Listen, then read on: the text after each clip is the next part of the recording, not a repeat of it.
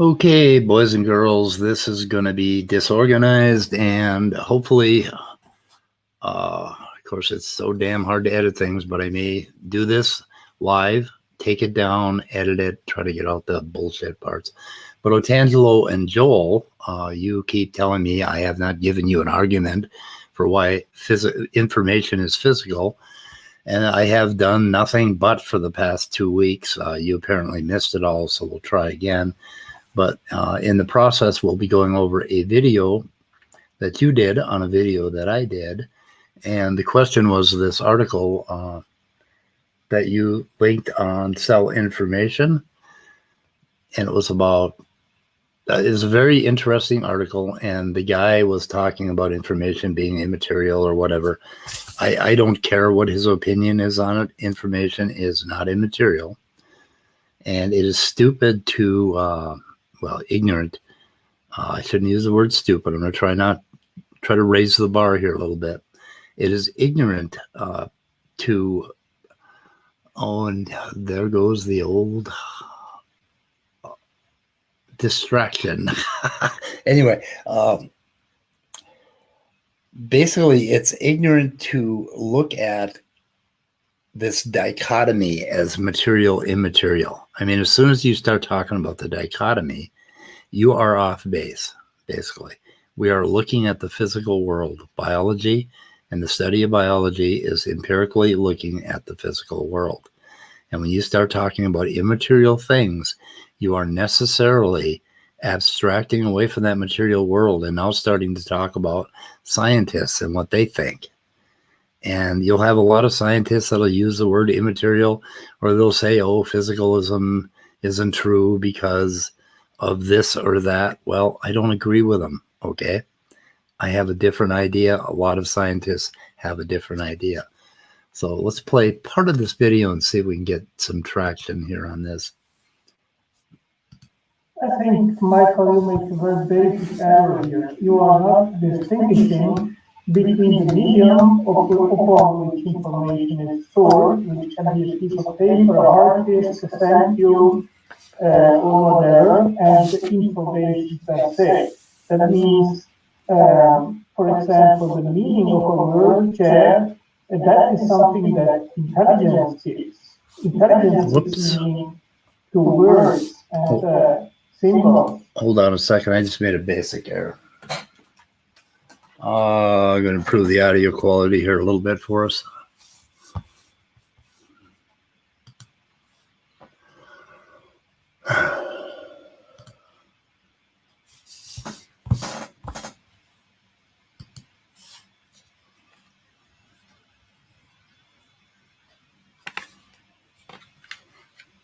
Okay. And that is only something that exclusively that intelligence can do.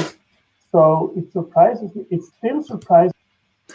So he basically, he says, okay, I've made an error that, I'm not seeing that the medium is not the message or whatever.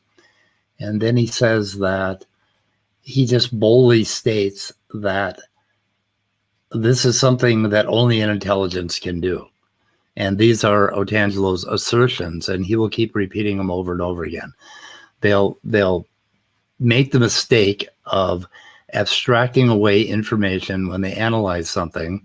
Then they take that abstraction, they call it immaterial, and then they assert that only an intelligence can create that abstraction. Yes, only an intelligence can do that abstraction part. That's the part where we take it away. But we were looking at something physical to begin with. And there's no necessity for an intelligence to be involved in how that physical thing got there. Okay? We can look at a bear track and we can say, okay, that bear track is the message. That is the information.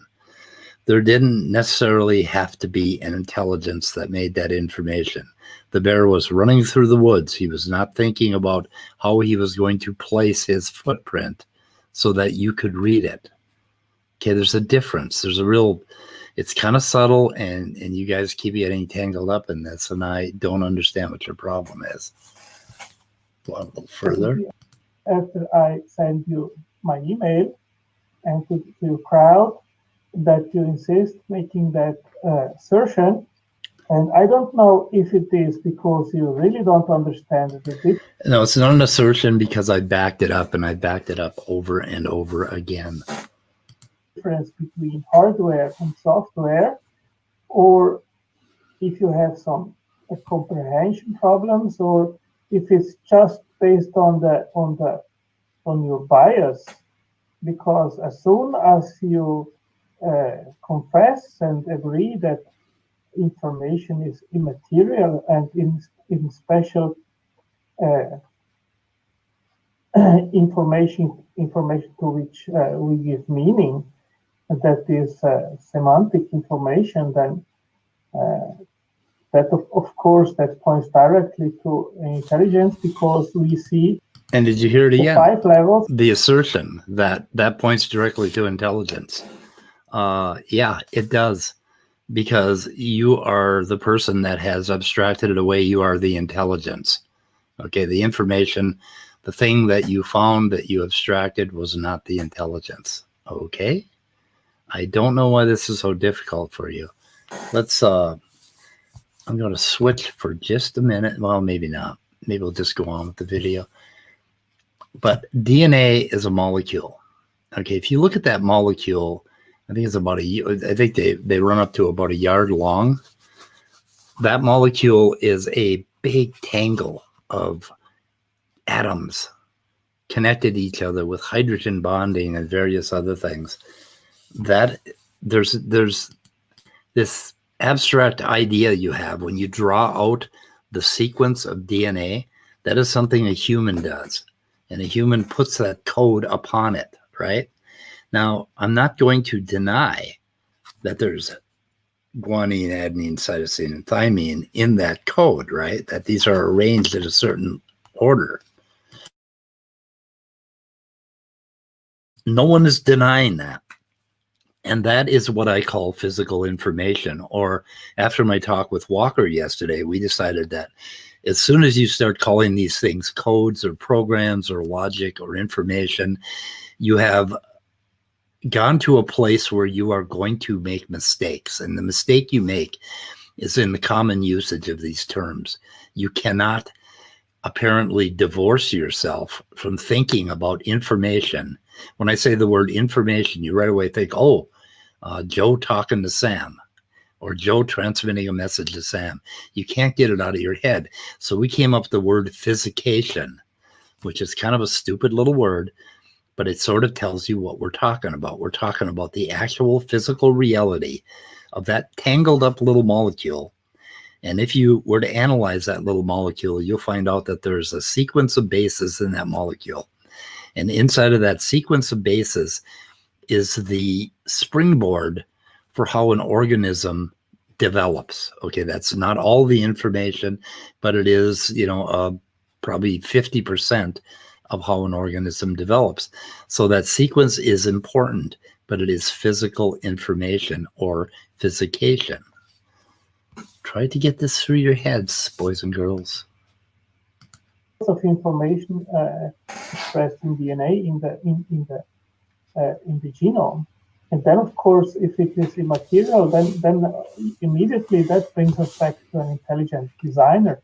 And of course, yeah, and that's why they want to. That's why they want to do this false dichotomy of material and immaterial, because then they can go ahead and they can imagine their God. But this is all intelligences. Otangelo is the intelligence that created God. He conceptualized this. He conceptualized this by looking at physical things, making abstractions, falling in love with the abstraction. You guys understand that I'm actually making an argument against your position. I'm not doing an ad hom. Okay. And most of the time I don't do, well, we'll get to the ad hom stuff later. Joel is offended because we don't take his credentials seriously. course, atheists, they have a big problem in admitting that, because if they admit that, then their worldview, their materialistic worldview, falls down, and then they. Yeah, if we admit there's a supernatural God, then of course our materialistic worldview falls down. I mean, if we just admit, oh, Otangelo's right, there is a God. It's like, no, you made it up in your sleep, Otangelo, or reading your Bible, and no, we're not buying it. And it's not a problem for us. It seems to be a problem for you. They have no support anymore rationally to keep believing that the material world is all there is. So of course this is a problem for them. And also the claim that DNA is a code has always been attacked by atheists, and they try to say that it is just symbolically or analogously a code, but not in reality. And the reason Godless Engineer and other scientists attack calling it a code is because you cannot free yourself from your religion. As soon as we say information or code, you guys think, oh, slam dunk, immaterial. You don't know how to use the words. You don't know how to do science. You don't know how to analyze a physical system, come up with an abstraction, give it a name, and then basically leave it at that. Understand that that's what you're doing, that you're analyzing the code. Okay, that doesn't automatically make the code immaterial. It makes what you're doing immaterial in a way. You have a brain, so actually you're all material too. Oh, we have pick up the trash. Did he say confess? Glad to see the Spanish. Oh yeah, they do want us to confess.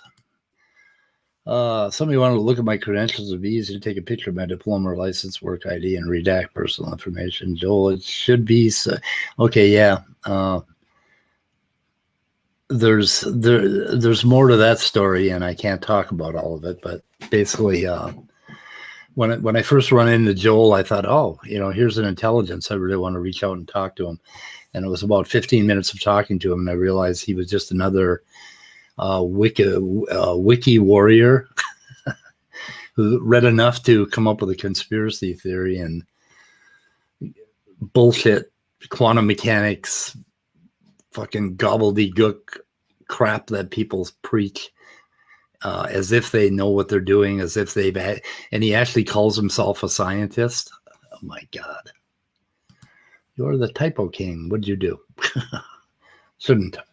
Don't worry about typos. We do them all the time here. We approve of typos on Speed of Sound's channel. And that, of course, is false. We know that the genetic code has a real assignment of codons to amino acids, and that problem has to be explained. And yeah, and that problem is being explained in thousands of different ways right now. This supposed random assignment of codons is not so random after all, according to some current research. But these guys, they have seized upon this. That if you analyze it, yes, you can think of it as a code. You can use words like code and information to analyze DNA, and that's how we're trying to move the science forward. But we can't move the science forward if you fail to realize that a fucking abstraction is a fucking abstraction. Okay? I don't know how else to put it to you guys. Nobody has an explanation. And honest scientists like Eugene Koonin, they have expressed their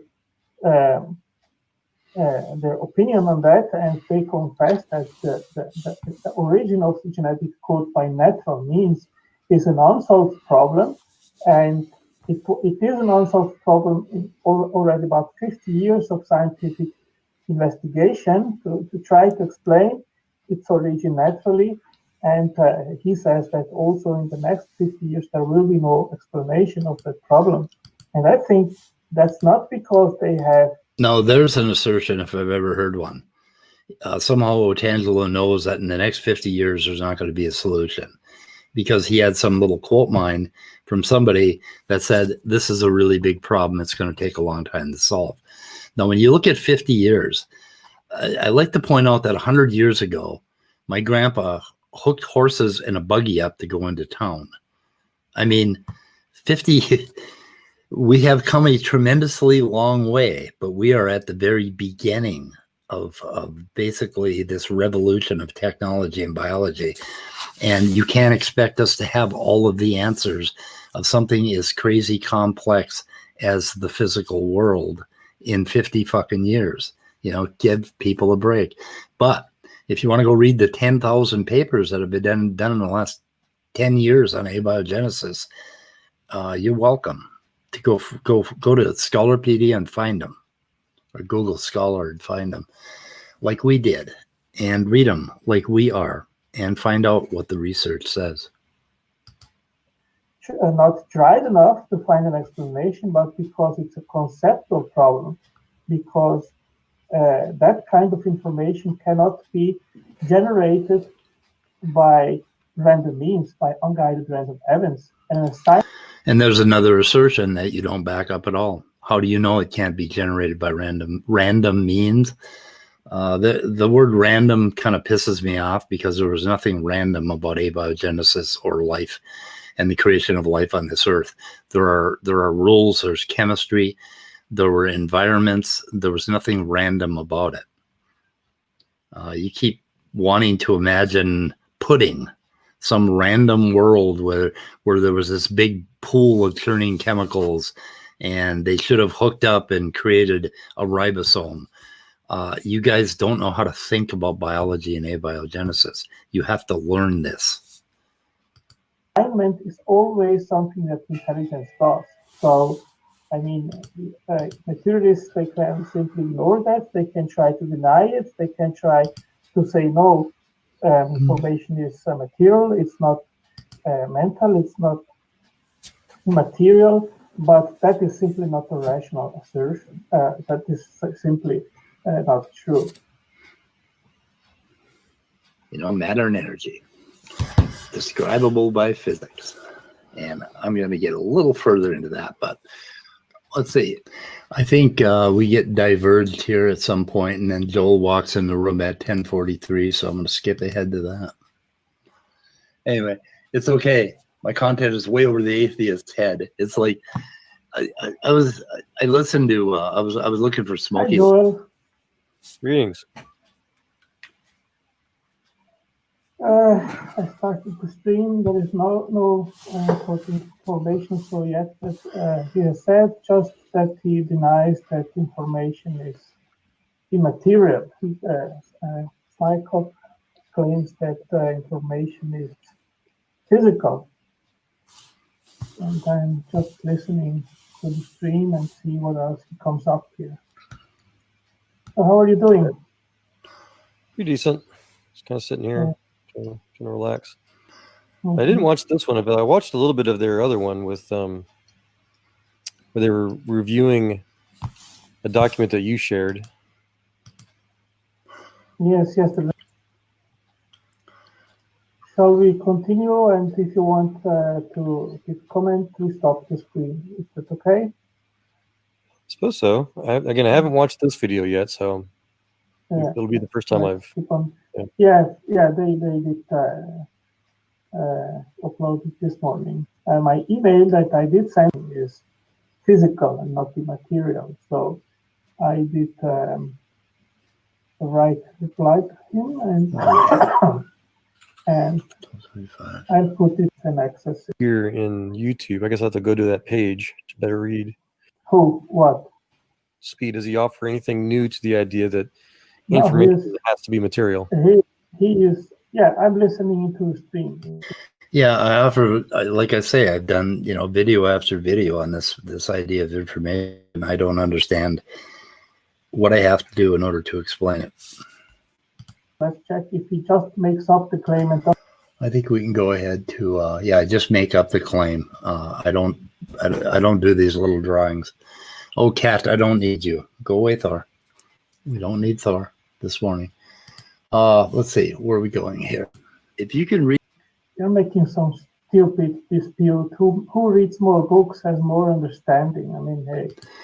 Yeah, I'm not involved in that stupid dispute about who reads more books. It's Smokey coming after me because he's offended by how many books I have or something like that. And no, I'm simply defending stupid shit on the internet. I'm not in some pissing contest about who read more books. I mean, what's the catch on this? Let's see if we can overlook that whole arguing about that stupid issue. Read Lewin's Genes in 3 days. Anything else useful here? And this is just bullshit. These guys, they just get so thrilled with their little sound bites, and if they find one little thing to take you down on. We did a hangout last night. God damn it, Leo. You probably gave them a lot of material. Anyway, I'm not sure. This Otangelo thing. Now let's go to 1507 and see if there's anything there. I mean, Joel, this is really funny. This guy, Yan Chan, he has posted this several times. And Demeter destroyed Otangelo. One had knowledge and science and facts, and the other just had.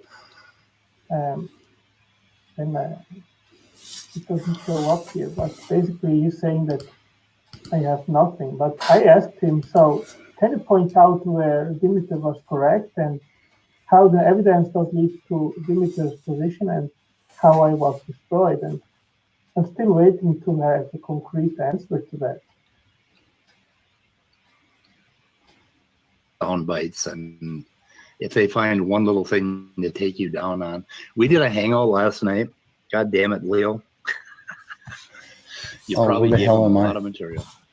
Anyway, I'm back to this Otangelo thing here and talk a little bit about that. Let's see. Stop screen. Oh my God, I am so disorganized this morning. Where is this taking me? Let's see. It is horrible, horrible, horrible. No, I can't find that, of course. Oh, there it is. Okay, so Otangelo produces a bunch of stuff on information. He's got a bunch of quotes. The interesting thing is this piece, I think, is it this piece? This piece right here. I apologize search for that. Like I said, I found it in Answers to Genesis. Yes. He's disproving his own point, his own argument that information. He doesn't actually have any information. This is all ad hominem. This is just unprofessional attacking people. This isn't talking about the actual information at all. This is just. I'm sorry, it's just a waste of time. It's just. They don't have anything to discuss. All they're doing is talking about people. They're trying to ridicule those that they want to disagree with without actually talking about the information. Yeah, okay, and the interesting thing about that is, yes, we are talking about the people because there's the people making the mistake. It is you people, Otangelo and Joel, who are making the mistake. And we are talking about how you are making the mistake. That's not ad hom. That is showing that your argumentation or your thinking is wrong. And Joel is a little butthurt because we're not taking his credentials seriously. When he told us he was a plasma physicist, an inorganic chemist, a scientist, he'd worked on some of the first chips, all this bullshit he came up with proves to not actually have happened. And yeah, we will attack that. When you come on board with a bunch of pseudoscience bullshit and you start spewing it, we are going to attack you at the personal level because that is the source of your faulty arguments. Okay? A lack of knowledge can be a valid attack on somebody's argument. If you don't know something and you're talking about it as if you do and you're spewing nonsense, saying that it is nonsense is not a logical fallacy of ad hominem. It is an actual pointed argument against you. Okay? Trying to see if he actually comes to bring up his point and backing up this claim that information is material, which is, in my understanding, absolutely absurd. But well, as he just stated, where you just paused, you're just presenting an article with a bunch of quotes. He's not being genuine. He's not being honest about wanting to examine the details of the information or of the material. He's already proven he's biased against it, and this is just an attack. Okay, my attack was based on this. Otangelo did this document, and in this document, he had a bunch of quotes, and he had a bunch of references, and some of the quotes don't match up. It was obvious that these quotes were cut and pasted together because they don't match the original documents that he sourced, and I checked it. And not only that, but he has his comments in green for a while, and then after a while, it seems that his comments are just all over the place. So in his document, I could not tell what was Otangelo talking and what was actually coming from the documents. And if somebody cuts and pastes documents together, it's very, very difficult to do a search for the source material. And that was one of the things I complained about. And that is also not an ad hominem fallacy.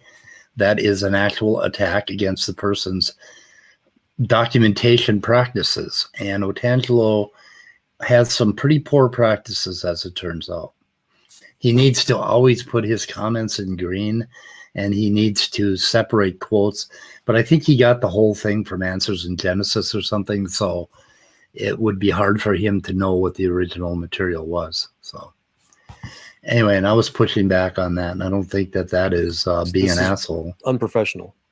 Yeah, it's unprofessional is right. Yeah, that was my complaint. Let's see if he actually comes to criticize the information, or if he keeps just pointing to a personal level. I mean, yesterday he also mentioned that I am in a dialogue with Dimitri, that I was just diverging the topic and not actually paying attention to what Dimitri was saying. And that was, of course, absolutely unjustified, because it was actually me which was trying to come back to the first point, which was actually in the topic of the discussion, which is how the assignment of the genetic code could have emerged prebiotically. Yes. Okay, so he said that I criticized him for diverging from the topic. And then in the next sentence, he says, I diverged from the topic and tried to bring it back to what he wanted to talk about, which is not what Demeter was talking about. Okay, Demeter was explaining to him way, way back, 4 billion years ago, about how these codon assignments could have happened. But Otangelo kept wanting to go 4 billion years ahead, running with the goalposts, and have him explain how the modern codons were there.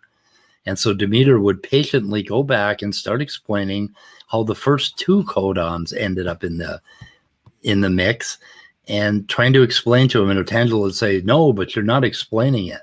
But no, he was explaining it. And it just bounced right off of him, and he kept not getting it. Okay, you have to... Demeter was telling you how the codon assignments happened. He was giving you a valid hypothesis for it. And you kept wanting to say, oh no, but how do the modern ribosomes, the modern codons, how does this and this? And then you started talking about bacteria with 500,000 base pairs. You were running all over the place, and Demeter kept very patiently trying to bring you back and showing you exactly how it happened. And you didn't get it. And frankly, or to be honest, Demeter's hypothesis is very detailed and very technical, and we are still trying to get our minds around it. But he tried so hard with you, and now he's done with you, because he's done explaining it over and over and having you run with the goalposts all the way to modern whatever. So, yeah, that's a fact. I mean, it's like they don't even know what simple organic chemistry is, and they think they're doing molecular biology.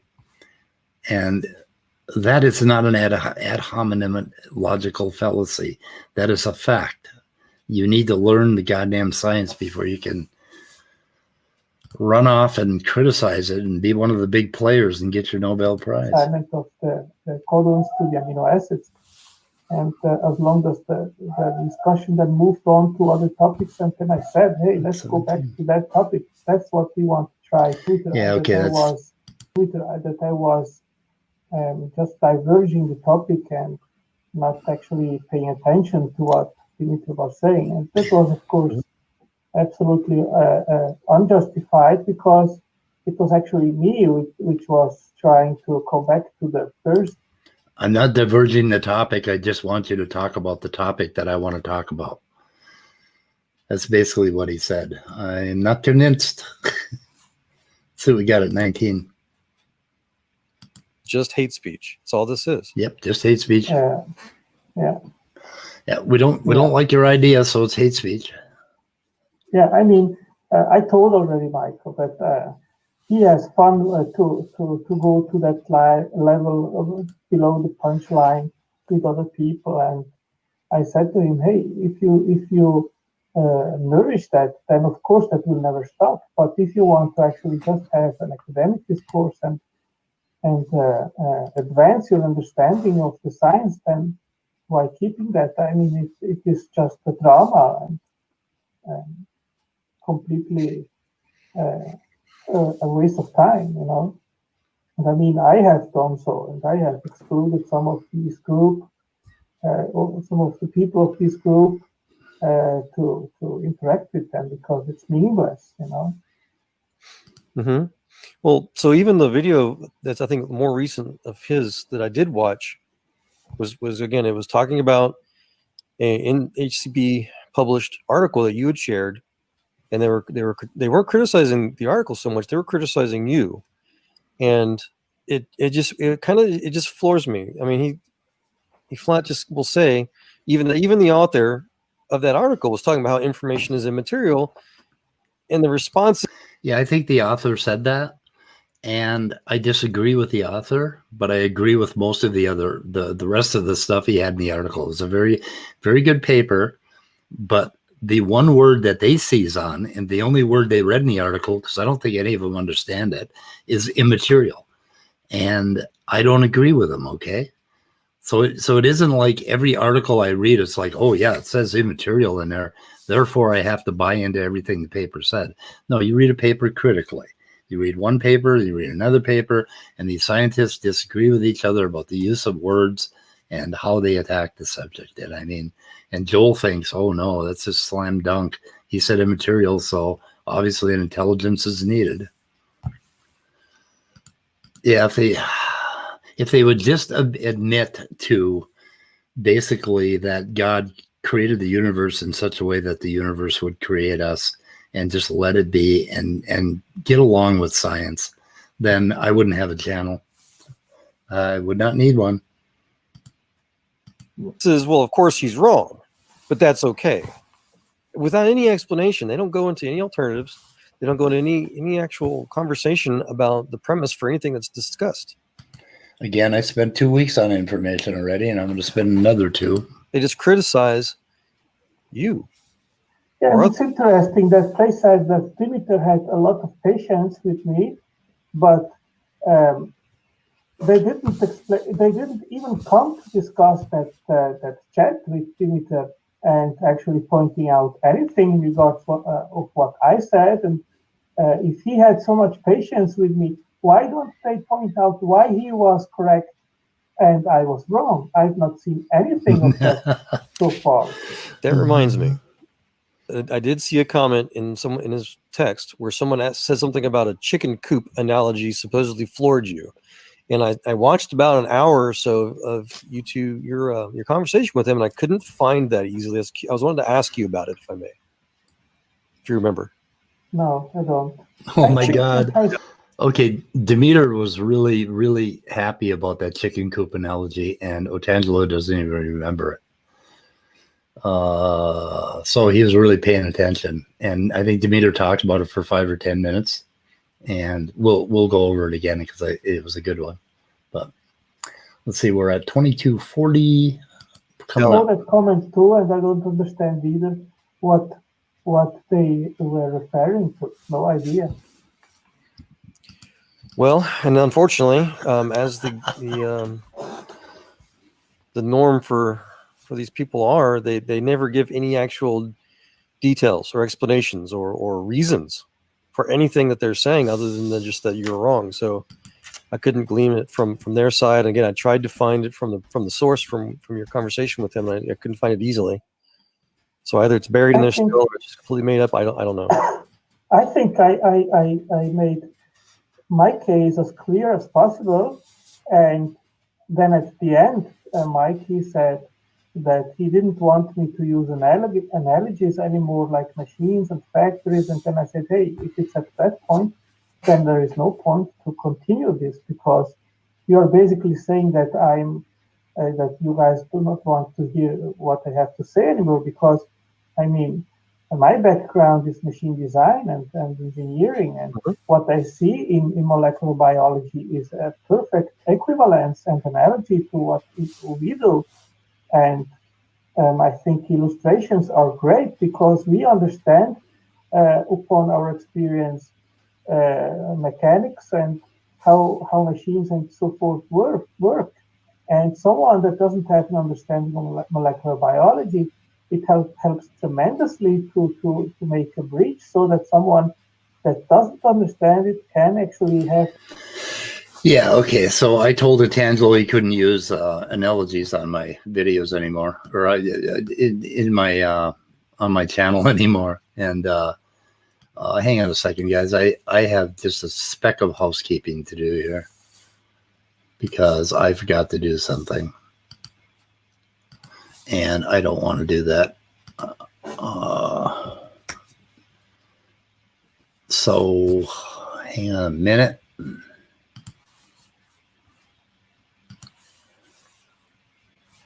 Let's see.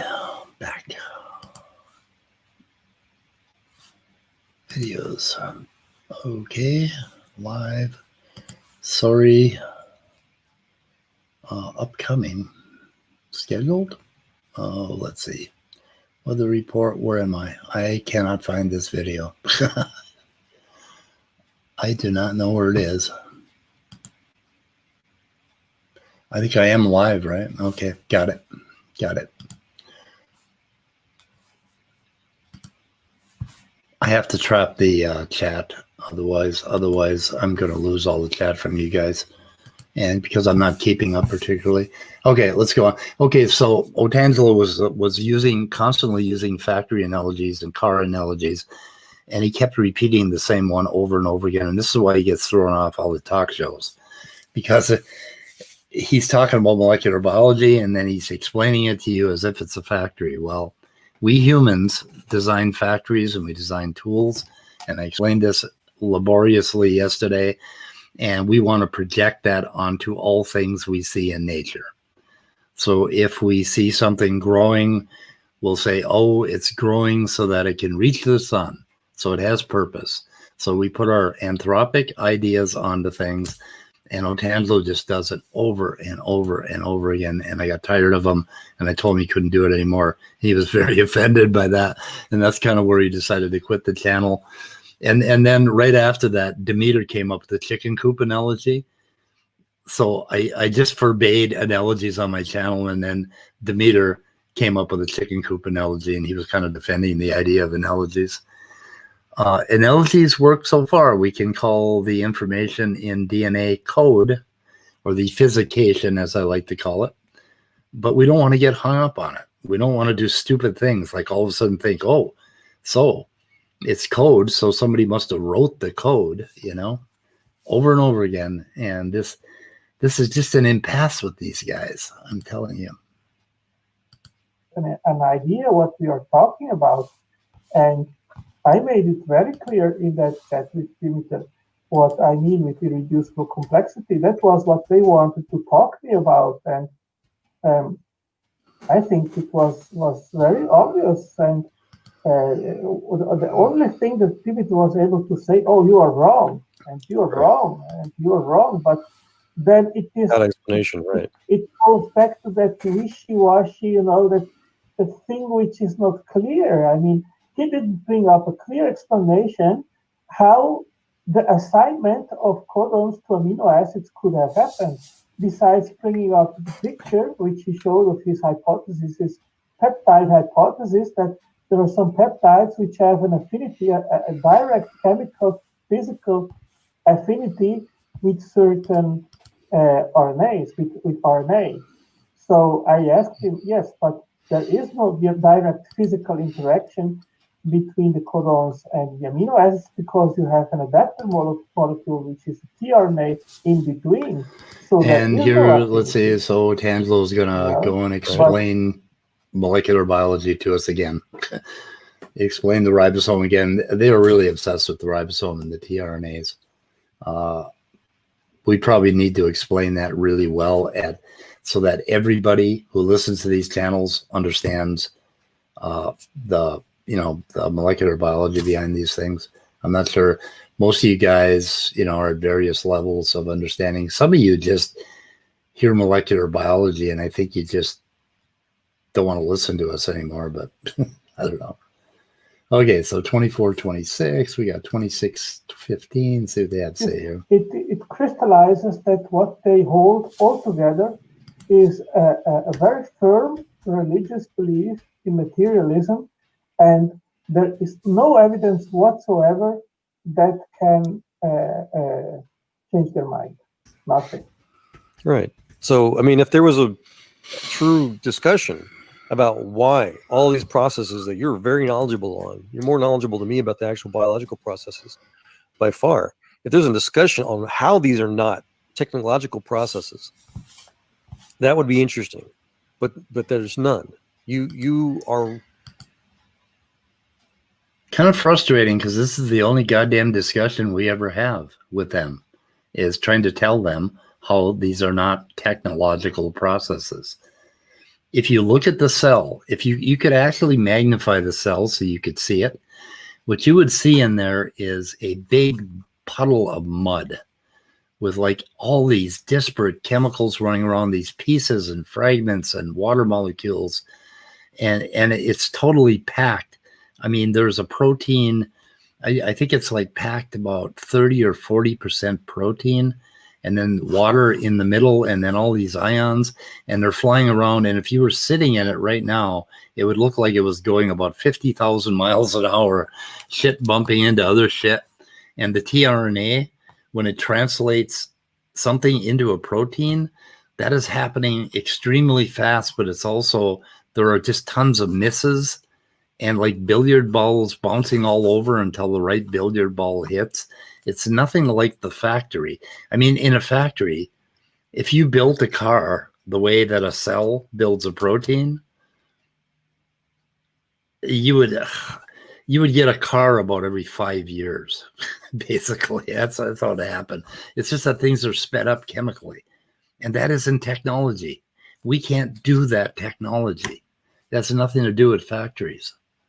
Just going on and on about the details of it, and then they just say, well, that's just because it's natural, and so that's boring, that's useless.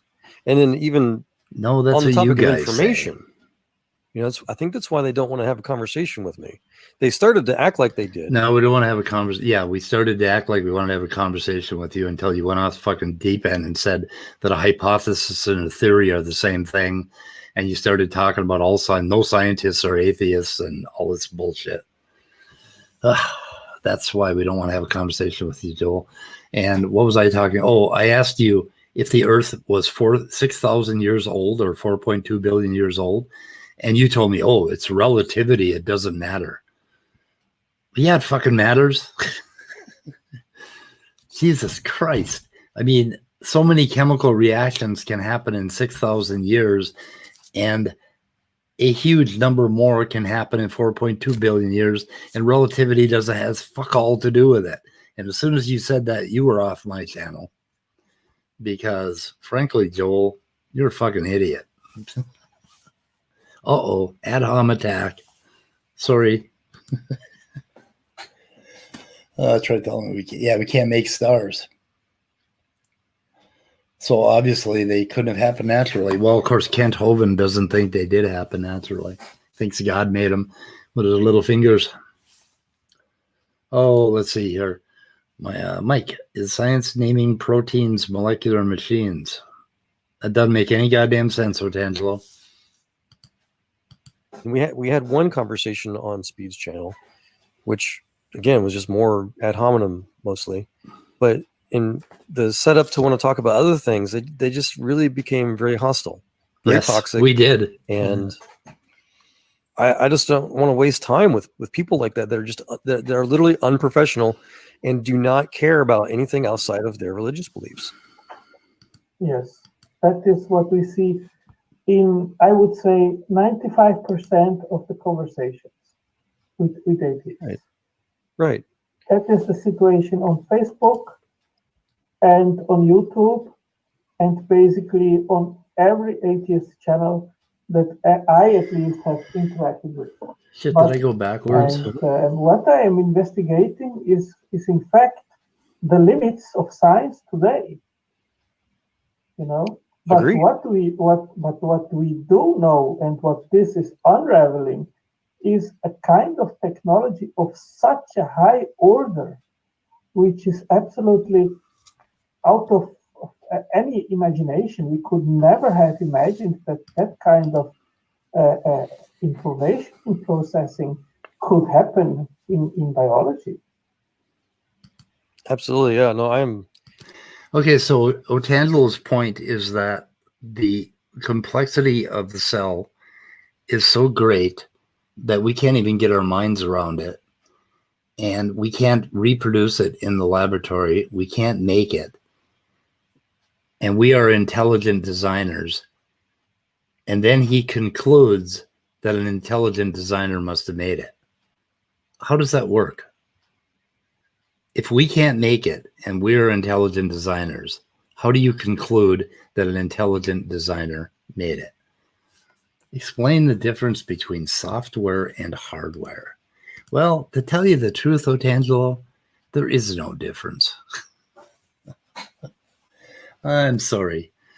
There's a difference from your human perspective, but there again, you're kind of missing the point. But when you start your computer up, there's a little chip on it called a ROM, and that ROM has something in it called a bootstrap program. And that ROM is a physical thing. The software is in the hardware, it's embedded. And what happens is the processor is arranged so that when a processor cycles up, when the power comes on, it always goes to a particular location in memory and starts executing, and that location is that little hardware ROM. It bootstraps your operating system in, and then it loads your Windows and all the other shit on top of it. So basically, when you want to talk about the distinction between software and hardware, it makes sense to do that as computer programmers, because we can give the computer more than one piece of software to run, but it makes no sense when you're talking about the cell. I don't know where the hardware and the software ends in a cell. It's the same with consciousness and our minds. At one point, I wanted to say that the world is the software and our brains are the hardware, and our minds are the combination of the software and hardware. But then I thought, well, the world is kind of the hardware and the brain is kind of the software. And the distinction fell apart, as it does for all of biology. You got to understand biology with a different paradigm than fucking factories. And I know you're an engineer, Otangelo, and you can't get it out of your head. And that's why you're not a biologist. Right? I'm routinely overwhelmed at everything that I'm trying to process. All the article that you shared recently, it's fascinating. It's going on multiple subjects of biology and quantum physics. I'm going over another what they call the physics encounters of consciousness that another friend of mine has been postulating, and then George with John recently started showing me something about a Z-pinch fusion reaction going on right now, and I forget where he was talking about, but there's just and it's all connected. All of this is interrelated. Oh, yeah, here comes the pseudoscience from Joel. So it's all connected. Z-pinch reactor, all that shit. he said something interesting there, but I'll just pass over it. Something worth checking out. Not sure where he goes. It seems so, yes. Yeah, but it's overwhelming is what I'm getting at. There's such an irrefutable connectivity of the technology of what we're trying. We have to rely on now this irrefutable, again, artificial, what are you going to call it? All these processes that we consider are quote unquote natural in life. We rely on these now to advance our own technology. Yeah, that's a Nephilim-free argument that, we made Velcro by looking at plants and stickers, basically, and how they stick to your clothes. And we constantly get our technology from life. Therefore, somehow an intelligence designed life. I mean, we're so stupid that we're just crawling we've crawled down from the trees with our bananas and basically developed this technology. And we have to look to life for ideas about how to advance our technology. Yes. Okay, we are the only intelligence we know of. And yet you think intelligence designed the thing that the intelligence is looking at for clues on how to make Velcro. I don't know if I said that clearly, but I hope I did. 30. We have to. Yeah. The more we learn about creating things. So when you create things, which again is an immaterial process, things that haven't been seen before. Otangelo, what are you mad about? Let's see. Why is he mad? Why is Otangelo mad? Explain the difference between software and hardware. It's logical. We can't make it because the cell's technology is far, far more complex. Yes, we understand. Not only is it more complex, but it's not a machine. It doesn't have gears. It doesn't work like a machine. It works by banging shit together. It's different. Okay, bye. We are done. Why is he mad?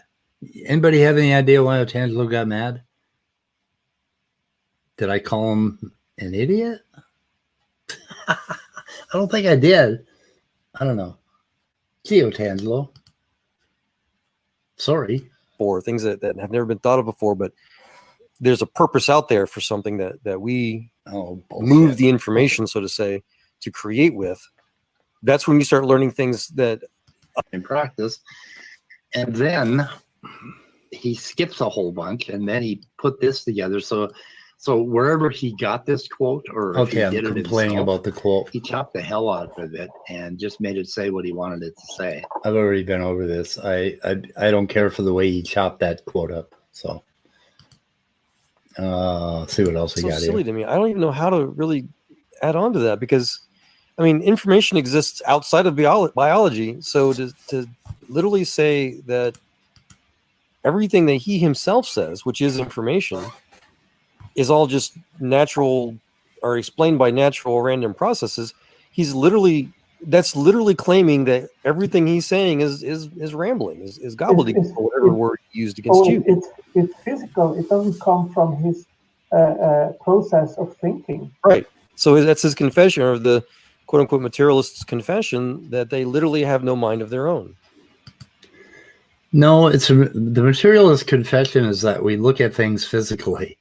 We use methodological naturalism. We look at things empirically, and nowhere do we see a little tiny intelligent designer with little tiny fingers moving at 175,000 miles an hour, pushing little molecules together and creating DNA codes.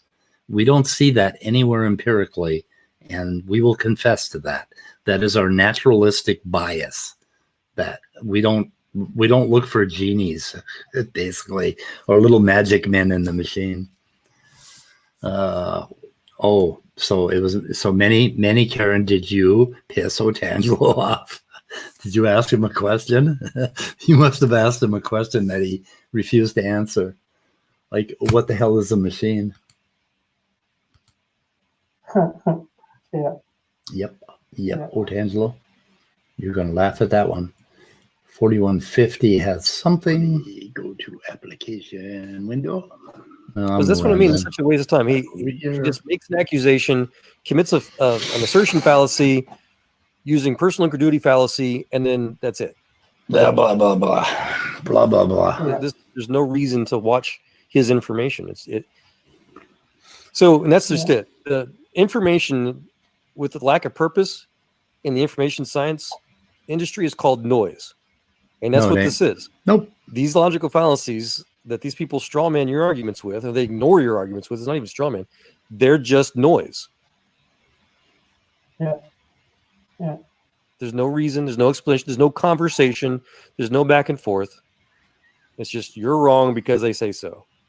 Because they're random, self-described, meaningless, useless mind says so. Because they need it to be. And they expect that I somehow come to an agreement with them. So they expect a miracle. Yeah, I think they're whining for a while here about me. That's basically it, but they are not open-minded to realize their position. Yeah, so I think the best thing is to really just kind of move on and keep looking for those who are interested. These people are what I like to call anti-scientists, where they just, again, they do not want to share information. Their only game is a religious confirmation bias, and to ridicule those that they want to disagree with, versus scientists who need disagreement, who require it, who need to be challenged, who need their biases challenged, who actually want to share information and to come to some sort of preferably agreeable conclusion to be able to adapt something to create something new together with. To construct something positive, which comes out of the dialogue. How many of these creation scientists are doing that? John Sanford, Nathaniel Jensen, Tompkins. How many of them are writing papers that are getting published? None of them. They're writing crap books. They're feeding this information machine behind the SFT brain trust, and they're not actually progressing at all. Who is making the progress out there? And who, these papers that are blowing these guys' minds, who's writing these papers? Fucking evolutionary biologists are writing these papers. They just miss that point.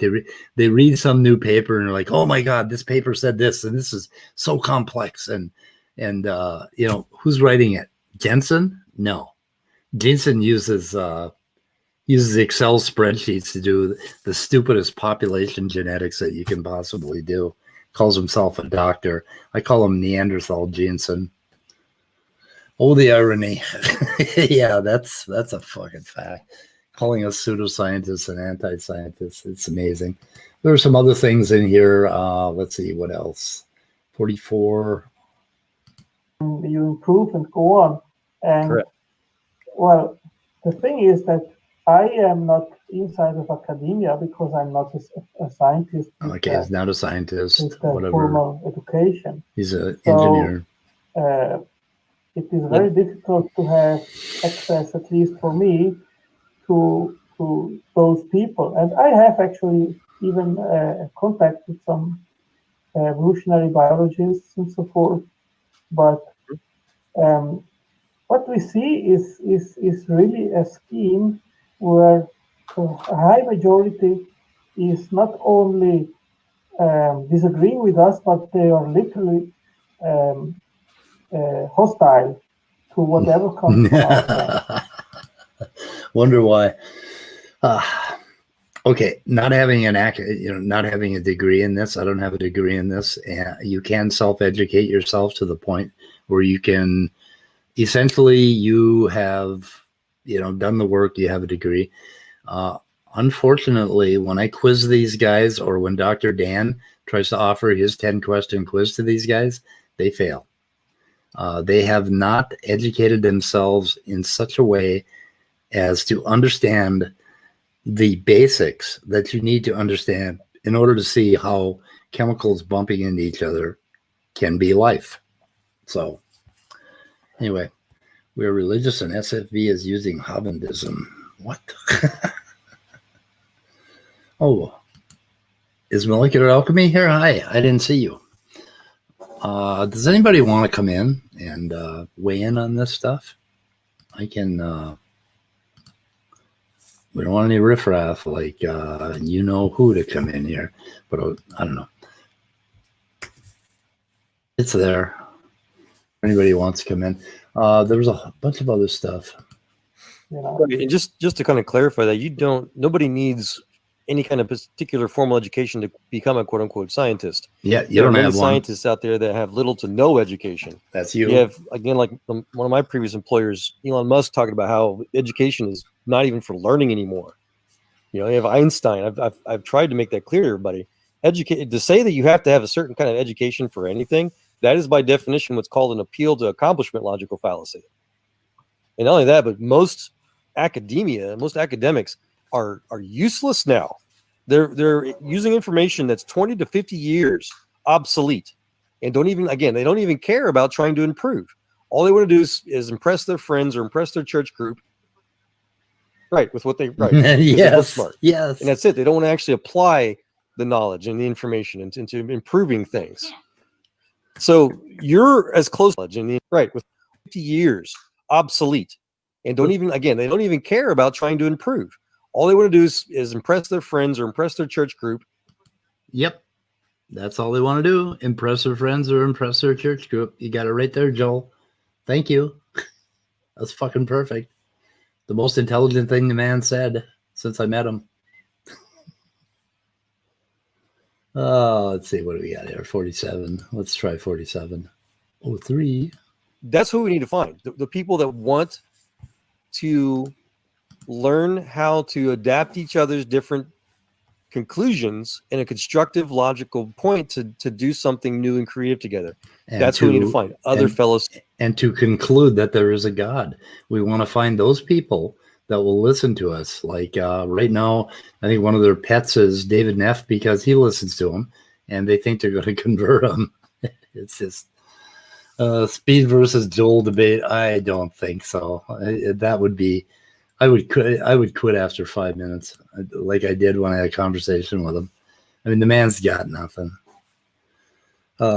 Scientist. Yeah, okay. So I'm not a scientist, molecular alchemy. You got me. But you are. I'm just a hack who reads books and comments on the internet. I don't know. Screen against the establishment. We're real scientists, right? Okay. Let's see. So I wanted that one. Things get better here toward the end. I do what Christ said that we should do.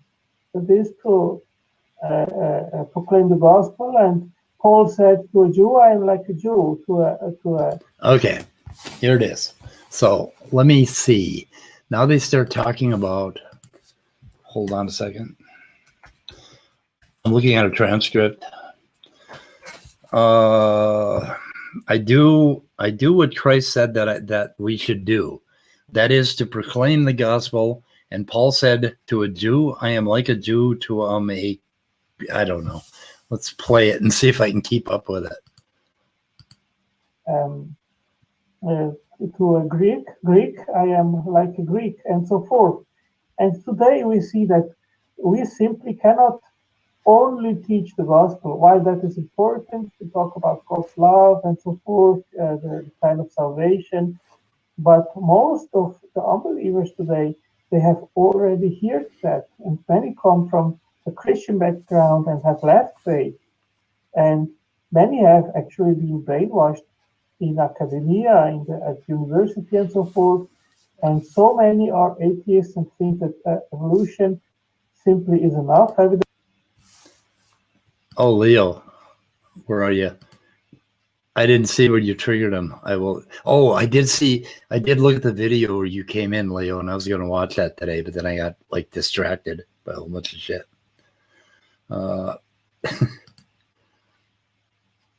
Yeah, my what the fuck? Okay. Yeah, we want to hear about that, Leo. Anyway, let's see. So he starts talking about the gospel, and him and Joel, I think, spend the rest of this video saying a bunch of juicy things, which if somebody else wants to come in and kind of make this we can end this part of it and go over the last part of the video. But I mean, they make it very clear that what they're doing is preaching. And what they do is the Bible, Bible, Bible. And in chat yesterday, somewhere, Otangelo said, or the day before, that if the science is against the Bible, then the science is false. Basically, he says it out loud, so he's just a preacher. And in the rest of this video, these two come out as preachers, and they do it over and over again with a number of different clips that I have. And it is a fact, it is a theory, and all kind of arguments that it backs up sufficiently that their materialistic view. And it's rare that you find someone that has actually a more advanced understanding of epigenetics, of codes, of signaling, of all that kind of stuff. It's very rare, very rare. They're rare on social media. Yeah. And all we can do, Joel, is just be light in a world which dwells in darkness, and then leave them to God. I mean, hey, what else can we do? No. Well, again, I guess it's a matter of the message you're trying to get to. If it's simply talking about the science of things, then you don't always necessarily have to bring the religious motive into it. But I think that's what's going on. Is you got people that are trying to convince each other one thing or another. What's this? I was accused of being an Otangelo sock account today. That sounds like a good compliment. But I mean, that's just So I mean, the crux of what's going on here with all of these different channels from creationists is that they have commandeered the language of science, and they've learned only enough that they can use it as a method of preaching, because they know that they are losing followers, and somehow they have to rewrite science and reconvert it, repurpose it. So they will start at the pop magazines, and they will use the words, and they will turn them into something that sounds meaningful. And for people that are laymen, they sound goddamn convincing when they go on their gallop. But they have admitted over and over again that their primary mission is to bring us back to the gospel and to save us, to save our poor souls from hell. Let's see, where are we here? Origin, I think we're at 52. I had something, I'm not sure. Problem. That's their problem, and in the end, it's their problem with God. So that is the way that I have advanced in my understanding, and it is something that keeps going on. And there are so many fields that we can investigate, like that which I am doing now. This is science which is basically 100 years old, and it is completely off the radar. I mean, I have checked, there is not one intelligent design article in regards of that topic, Joel.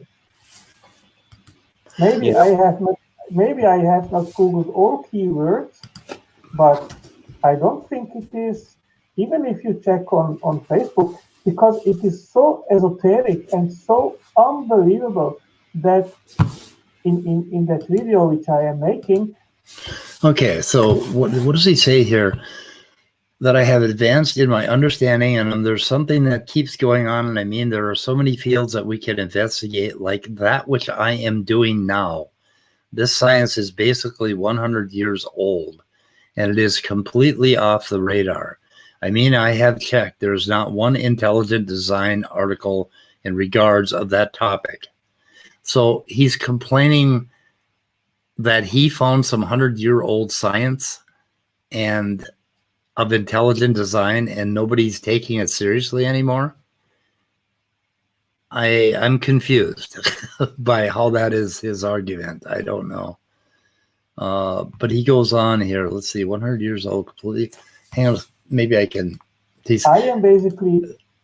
How is the audio from Otangelo? Can you guys understand anything he's saying? Because I have trouble following him because his mic is so bad.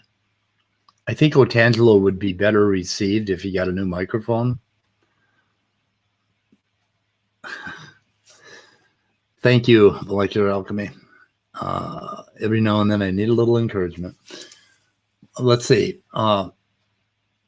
Anyway, I'm going to try to find this. Demonstrating all what I say is directly from science papers, because otherwise people will just not believe what I am saying in that video. You know, Well, it is just mind blowing. So that's the way to go, to demonstrate them. I'm not making things up. That's what scientists say, and what they are investigating, and what we can observe. What I will describe is empirical evidence. And now, of course, once that has been established and they cannot deny it, the naysayers, then they have to deal with the origin of that kind of highest technology on a molecular, on a quantum level. And of course, 90% again, they will just hand wave it away and say, well, that's evolution. Actually, even some of the science papers, they say, oh, that's evolution. But how can it be evolution if you're talking about things that occur on light speed? right. And that's another frustration that you're touching on that I've had as well, where there are arguments out there, a lot of the science, especially the quantum physics realm, that, as you said, that's this stuff. A lot of the stuff is over 100 years old. The conversations about human local consciousness versus God's global consciousness, for example, in a quantum physics field theory type conversation or construct, all sorts of things of supernatural evidence, supernatural forces and mathematical proofs, things that were discussed. Okay, this is called speaking in tongues. This is Joel speaking in tongues, basically where he starts talking about a bunch of gobbledygook, and he throws in the word quantum mechanics and consciousness and global consciousness and local consciousness and quantum physics field theory. Leo, please, Leo, get this boy. Because he's going to throw this shit in, and let's see, what the hell. All this stuff's like 100 years old. Like, yeah, they had some really stupid ideas 100 years ago. It didn't pan out. Anyway, I don't know if we should listen to Joel talking in tongues. You guys love Joel talking in tongues? Just long before any of us here were ever born. Well, let's listen to it again. Quantum physics, human local consciousness versus old physics realm. That, as you said, that's this stuff. A lot of the stuff is over 100 years old. The conversations about human local consciousness versus God's global consciousness, for example, in a quantum physics field theory type conversation or construct, all sorts of things of supernatural evidence, supernatural forces and mathematical proofs, things that were discussed long before any of us here were ever born, that they don't even know about, much less want to even try to touch on. Yeah, we don't know about all the crazy ass conspiracy theories out there in quantum mechanics. Like my favorite is Penrose and Stuart Jackmeoff, or no, I think it's Stuart Hameroff. They came up with some crazy ass idea about quantum information and microtubules, and it doesn't hash out. It's just all bullshit, and a lot of people don't know about it because it's bullshit. And Joel goes on, and I don't know where he goes with it. But we got something at 56. Fantasy or so, but we are talking about the real world. The real world. Yeah. Yes. No. Look See, at that's it. where I've said that you. Why do they call it real? Maybe because it's not supernatural? Seem more of a scientist than most of the people I've ever met on social media, because you do that, because you back up what you're talking about, and that's what we do. We share the information, we cite it, we give credit to the building blocks of the information, quote unquote. Okay, it doesn't come out of nowhere. Well, the parents of modern New Age stuff, blabology, and I love blabology. Oh, thank you for that word. That's what this shit is. Are these actual guys? It looks like you made that up. Did you make that up, Edward? They look like made up names. I mean, if I were to write if I were doing a series, I would use those names. It doesn't come out of just random chances. It comes out of people's thoughts and thinking building blocks of No, they're this piece of real. information leads to this piece of You information. can't write this shit. Yeah, I think that I am so fascinated, Joel, by what I am exploring right now, because I knew already about the utmost importance of information in biology. And there are so many kinds of different information medias in the cell. And this one just simply it's mind-blowing. It tops all of the others. But at the same time, it fills a big gap of understanding, which is how can a cell administrate, for example, you have thousands and thousands of chemical reactions per second inside of the cell. Yes. And these reactions, they are coordinated by molecules which are far distant apart on a molecular level. And okay, that's bullshit. This is where John Maddox comes up with this, like he did in the debate last night, that there are natural chemical reactions, and then there are apparently supernatural ones or unnatural, that, you know, it's molecules working at a distance. This fallacy comes from how enzymes work, and me and Molecular have had, and even Demeter have had some discussions on this. And enzymes, you know, they're big molecules, and sometimes they are more than one big molecule stuck together, and they have an active site, and then they have a site where they will latch onto something. So you could say that that is regulating from far apart. But if I take I've got a walking stick. My sons used to call it Squirrel Killer 2000. I won't tell you that story right now. It's a sad story. But anyway, it's a walking stick. And if I grab the walking stick and I push over a cup of coffee, have I done something immaterial or supernatural? Because the walking stick is 3 feet long and my hand is here and the coffee's over there. And that's basically what they're talking about. And I don't think they understand enough basic biochemistry in order to realize how ridiculous this stuff is. So, let's see. Rage quitting out is saving us from hell. Yes, I think so. WLC is what a dumb person thinks a smart person sounds like. That's pretty good. And I think that kind of describes this whole SFT brain trust, basically. I don't know. I'm not being very kind today, am I? And, you know, they aren't going to come on my channel anymore if I'm not kind to them. But some of them I'm done with. I think we are done talking to Otangelo. We're going to talk about you, and we're going to try to, I really think we can remain friends, Otangelo, if you just separate my disagreement with your methods, the way you think, with your religion, with just about everything about you except who you are as a human being. And I appreciate who you are as a human being.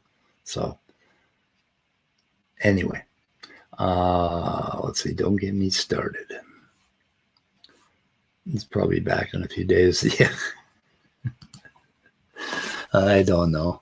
I think maybe Otangelo is done with us. I mean, he was getting pretty frustrated too. The interesting thing is that we are frustrated when we are frustrated with each other. We use exactly the same language on each other, and that always gives me pause and causes me to double down and rethink my position, which they claim we never do, and to try to get more and more detailed about what is information and why do we all disagree on it so fucking much, you know. I don't know if I got how much more I got left here. This thing ends at 120. I've got a whole bunch more, and I am burning out. And when I burn out, it's tragic. So, does anybody want to come in and just have a conversation about any of this? Anyone? Anyone? Who produces quality? Oh, who's that?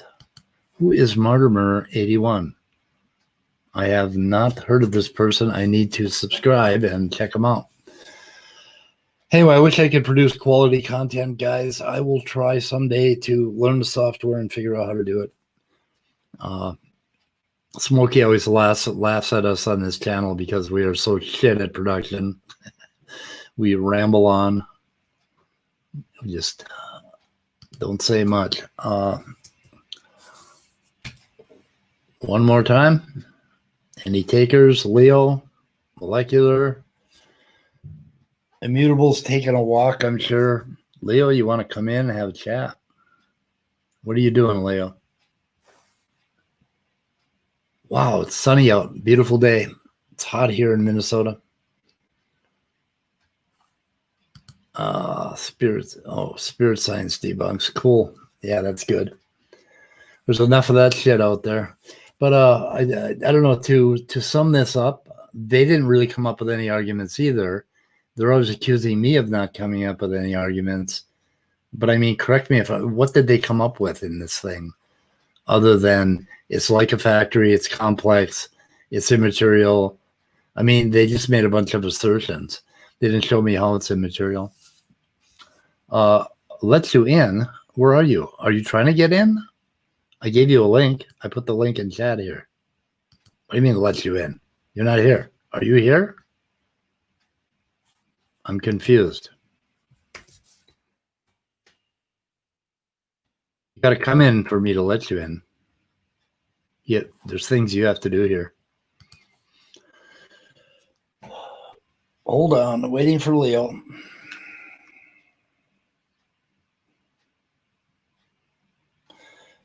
So we'll do more on information, and I like our new word, physication. Let me put this down here in chat.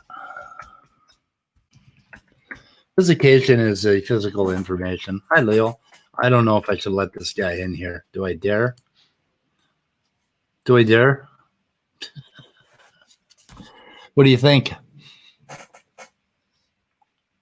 I'm not sure. Okay, I'm in here. I was waiting.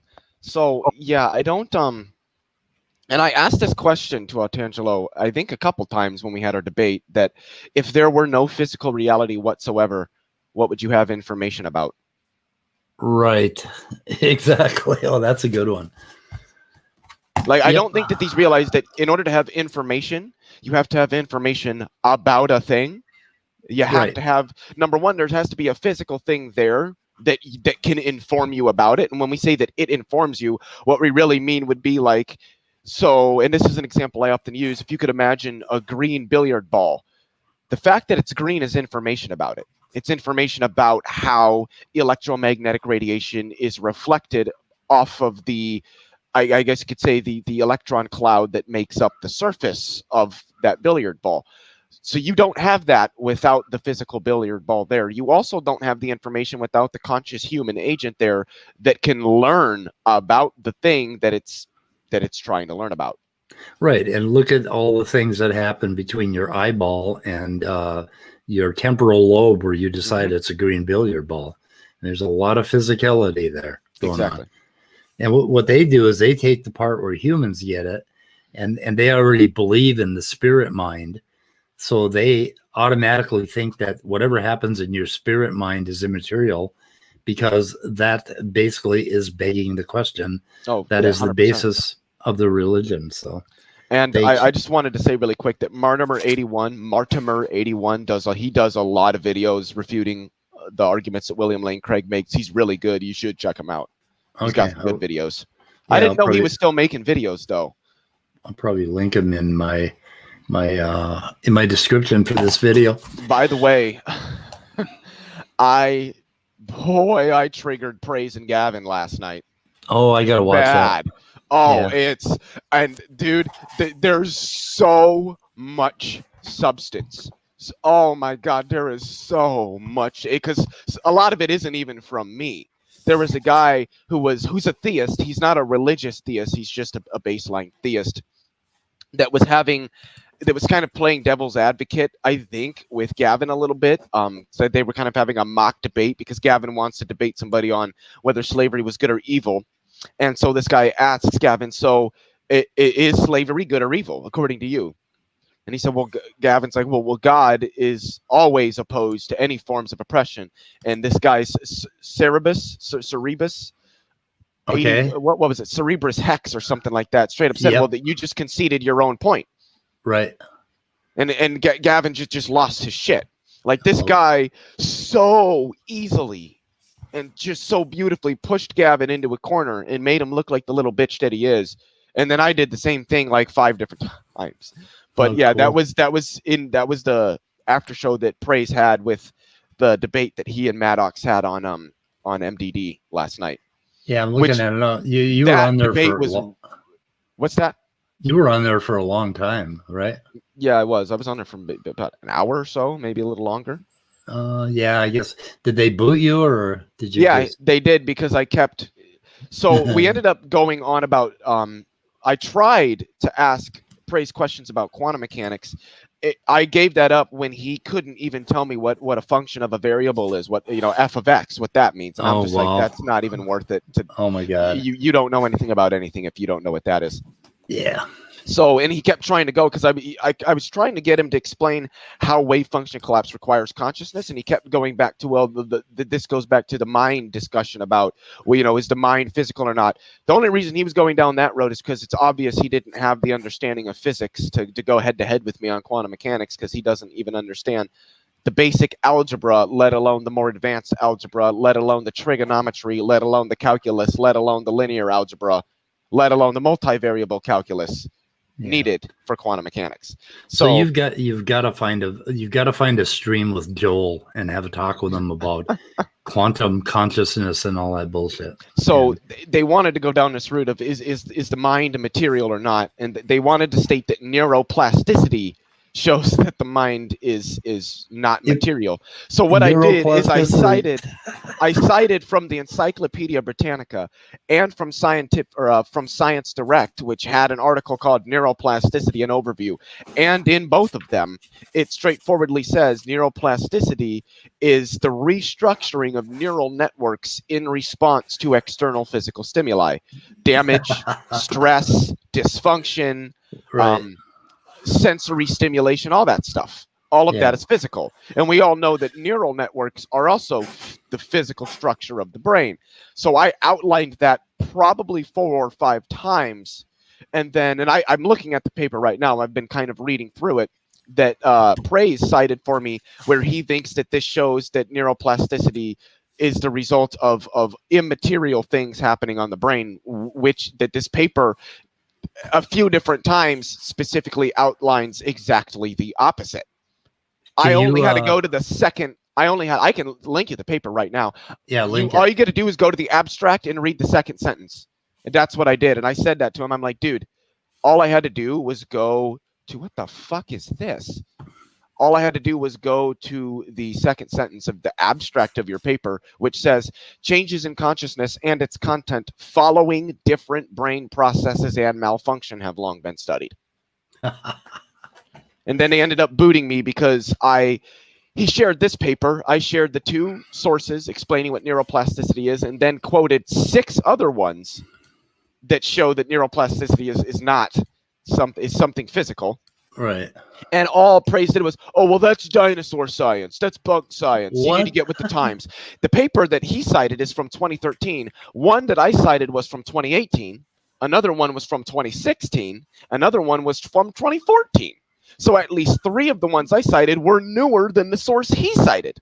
Right. He was only saying that because I was demonstrating that he's wrong, and he couldn't admit it, because for them, it's never about being right or being wrong. It's about twisting and contorting the data to fit the conclusion I've already convinced myself of. It was absolutely hilarious. And then I asked Gavin, do you know what neuroplasticity is? And he said, yeah, I know what it is. I said, well, okay, define it for me if you would, please. Oh, I'm not playing your games, Leo. Not playing. I said, I'm not playing games. You just told me you knew what it is. So tell me what it is. No, I'm not playing your games. That's what he does. Anytime somebody, and he did that to Cerebrus Hex numerous times. Every time he tried to ask him a question, well, I'm not playing your games. No, it's because you actually don't know the answer. So let me define it for you. Oh my God. It was genuinely funny. And I realized Gavin is not a very intelligent man. And I'm not saying that to be mean. I'm saying it because it's true. He is not a very intelligent man at all. No, he isn't. And it's very, very easy to corner him. And when you do, that's all he says is, oh, well, I'm not playing your games. Yeah. Well, no, the problem is you you don't know how to answer these questions because you don't really know what you think that you know. Every time I see him, and every time he sees me in chat, he says, "When are we going to have the debate?" And I keep saying, "When are you going to answer the email?"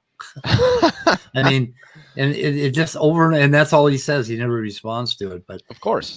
so this is about strokes and consciousness and basically recovery from strokes. Yeah. And another thing is Praise straight said, he's like, well, neuroplasticity requires sort of a cognitive trainer. And I'm like, no, it doesn't. You can have it. I said, your paper straight up says you can have a stroke, and that being a physical thing that does physical stuff to the physical brain can cause the brain that's physical to restructure its neural networks that are physical. Yeah. Yeah, it's just a matter of the strength of the synapse being modified and new synapses being formed. And in your hippocampus, you actually create new neurons and you create new connections. The more you read and the more you learn, the more neurons you will create in that part of your brain. Yeah. In fact, it gets pretty fat after a while. That's the only place, unfortunately, where we can grow new neurons. Oh, wow. They cite literally in this paper, they cite one of the, hold on, let me try that again. Literally in this paper, he cites one of the papers I cited that he called bunk science. Oh my God. Right here from McEwen 2012. Social influences on neuroplasticity, stress, and interventions to promote well-being. If we review this video, you'll see me cite that paper before I even read this one. Wow, Praise. So the paper that you're citing cites the bunk science that I cited before. Oh my God, this is just too perfect. But I also wanted to state this, the last paragraph of the paper. It is a common experience and has been observed scientifically that the nervous system changes continuously following internal and external events, as well as thoughts, imaginations, and dreams. Right. Yeah. This guy, and this just further demonstrates these guys don't read the papers that they cite. Yeah. They just skim through it or read the abstract, and they're probably not even skimming through it. They're probably skimming through the abstract saying, well, let me see, it's got this word, it's got this word, it's got this word, therefore it agrees with what I say. They searched for consciousness and neuroplasticity, and that's the first thing that came. This diagram here, I was explaining this the other day, from your retina, basically, you've got like superior colliculus, and this isn't exactly accurate. Well, yeah, I guess it is accurate. Superior colliculus, that gives your eyes, that tells your eyes how to flit around and see things. Yep. This is the lateral geniculate nucleus in the thalamus. And that it goes to your primary visual cortex, which is at the back of your brain. So if you get hit in the back of your brain, you'll see stars, that sort of thing. It goes over two streams. One is across the back, which is the dorsal stream. And that keeps track of vision or movement and things like that. And the ventral stream basically identifies objects and looks at the shapes of things, and it kind of breaks out. And they all meet up over here somewhere, and you sort of get an idea of what you're looking at. So there are two streams of the brain that come together. When you have a spiritual experience or take some really fucking good mushrooms, all of this shit sort of melts down. And it becomes a little bit confused. So motion blends in with object shapes and colors, do all kinds of wacky shit. But the color section of your brain is right here. Can you see my cursor? I'm not sure if you can. No, I can't. Yes, I can. Right, yes, I can. Yeah, this is where the color processing happens. Mm-hmm. And then down here, there's actually like where objects are identified. And that's, in the temporal lobes. It's really interesting. Yep. And the thing is, this is a published paper. He said it was peer reviewed. I'm looking. I could be wrong. I don't think it's peer reviewed. It is published, but I don't think this is peer reviewed. So he's wrong there. And I'm sorry. I can't get over the fact that this paper that he's actually links it. I think you froze out on us, Leo. I'm not sure whether it's actually kind of long. Okay, you froze out on us, so I didn't hear any of that.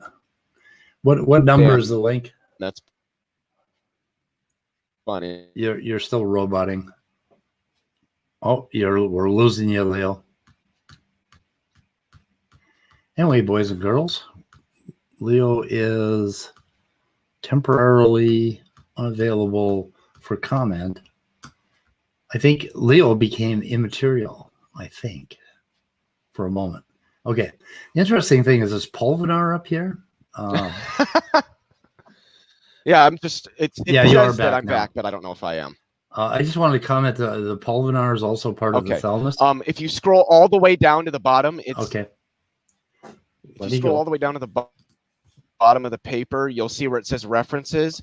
Just Yeah, scroll what up, number? you'll see conflict of interest statement, and then you'll see the last little paragraph, and you'll see the Davidson and McEllen 2012 there. And if you hover over to 2012, you'll get review social influences on neuroplasticity, stress, and interventions to promote well-being.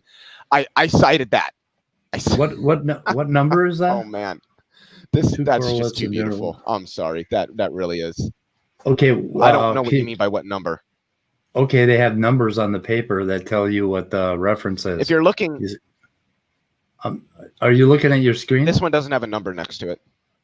We have Ashkenazi. I'm looking at my screen. Block. So scroll up. Okay, scroll up. Chalmers. Scroll up. Fucking Scroll David up. Chalmers. Other way. Other way. Other way. Other way.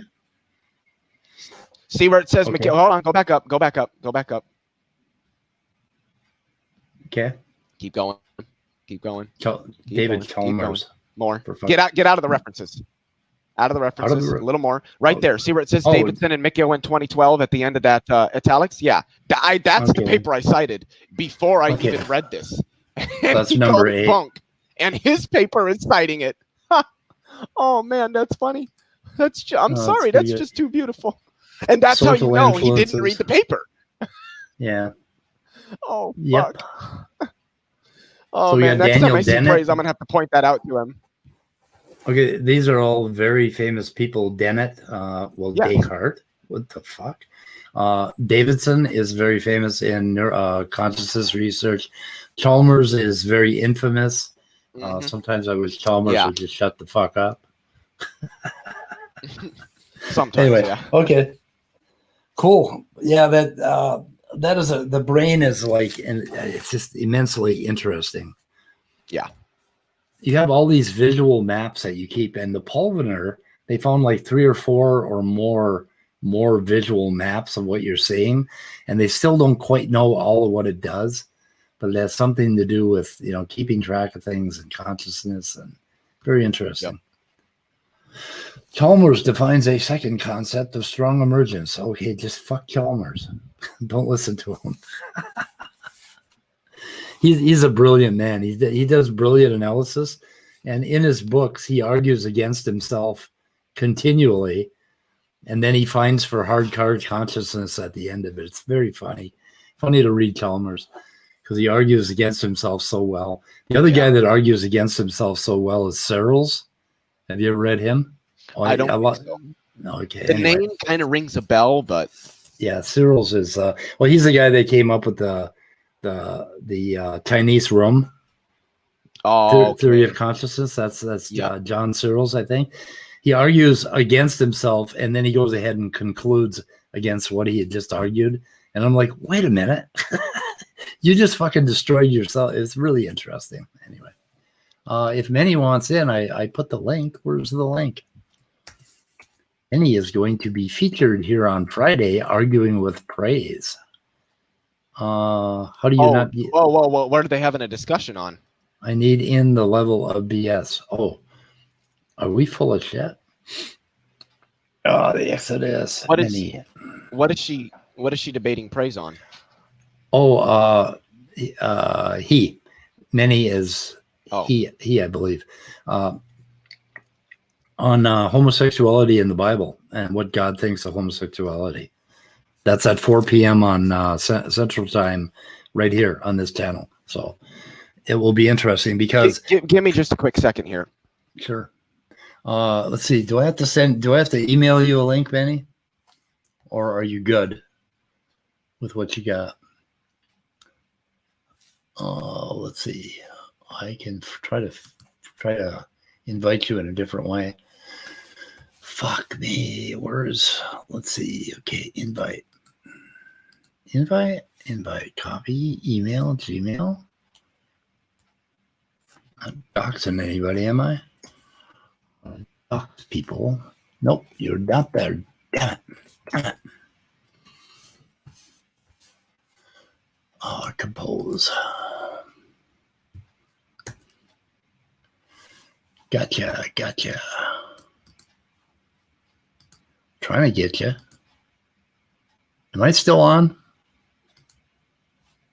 What's happening? I'll see.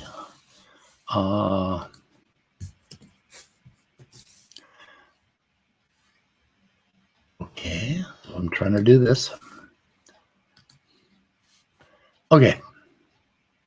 I sent you a link, Benny. But you're not coming. P. Mars, can you prove what exists? What's he trying to prove exists? Where? P. Mars.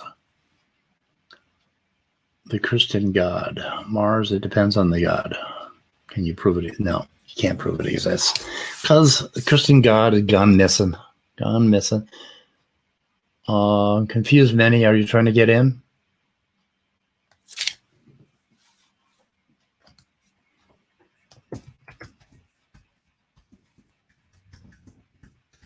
Am I muted? No, I'm not muted. Can anyone hear me? This stream is devolving. I don't know what happened to Leo. He probably went to walk immutable.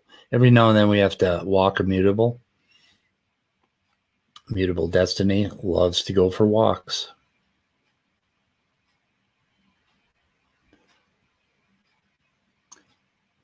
Oh shit, I'm tired, guys. Gonna be a fun night, I guess. I'm gonna find out what asshole has to say about me. Jesus died so I could answer questions freely.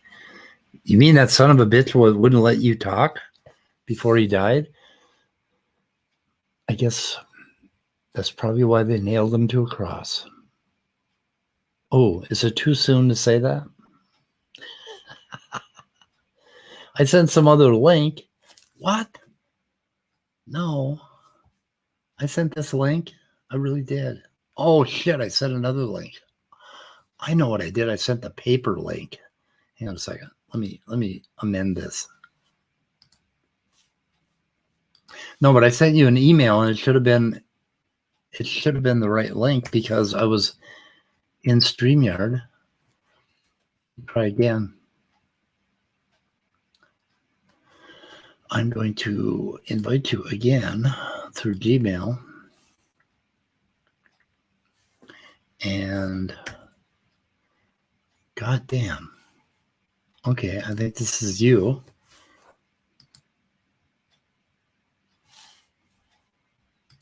That should be the right link.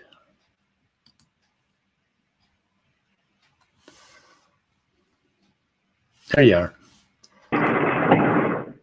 That was harder than it should have been. Steve, can you hear me? Yeah, we can hear you. You're a little echoey, but yeah, you're okay. Oh, wait. Let me. But 1 second.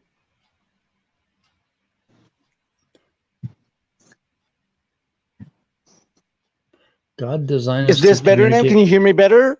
Oh hell yeah, yeah, that's good, really good. Okay. So how are you?